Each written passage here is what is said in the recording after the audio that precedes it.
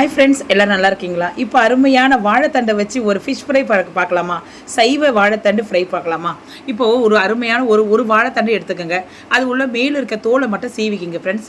உடம்புக்கு ரொம்ப ஹெல்த்தியானது. நான் உங்களுக்கு இப்போ காட்டுறது.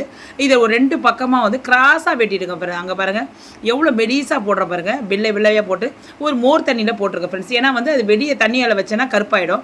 அதுக்கப்புறம் நார் எப்படி எடுக்கணும்னா, ஒரு ஃபோக்கு எடுத்து நீங்கள் ஒரு 2 சுரண்டு மேலே சுரண்டு கீழே ஒரு சுரண்டு சொல்லிட்டீங்கன்னா அது வந்து அந்த நாரெல்லாம் வெளியே வந்துடும். இஷ்டத்துக்கு தேவையான அளவு அந்த மீனில் நம்ம இருக்கிற மாதிரி ஹோல்ஸ் போட்டுக்கோங்க. உங்களுக்கு தேவையான ரவுண்ட் ஷேப்போ ஓவல் ஷேப்போ எது வேணால் போட்டுங்க.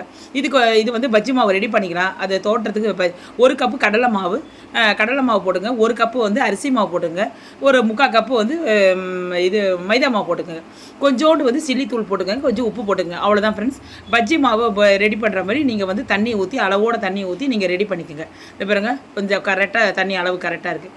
இப்போ நம்ம என்ன பண்ணணும், இந்த பாருங்க அந்த வாழைத்தண்டை எடுத்து போட்டுக்கிட்டு ஒரு வானலில் நம்ம எண்ணெயை காய வச்சு அருமையாக நம்ம போட்டு எடுத்தோன்னா அருமையான நம்ம வந்து சைவ மீன் வறுவல் வாழைத்தண்டு வறுவல் ரெடி ஆயிடுச்சு. ஓகேங்களா? இது பாருங்கள் பார்க்குறதுக்கு பார்த்தீங்க அப்படியே ஃபிஷ் ஃப்ரை மாதிரியே இருக்குது பாருங்கள்.